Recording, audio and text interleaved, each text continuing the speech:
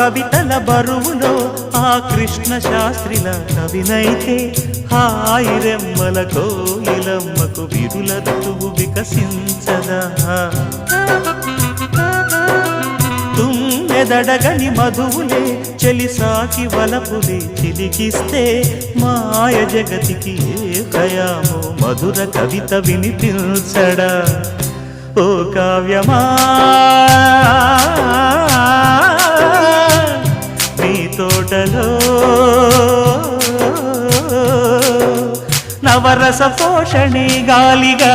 నవ్విన పూలే మాలగా పూజకే సాధ్యమా తెలుపుమా అందమా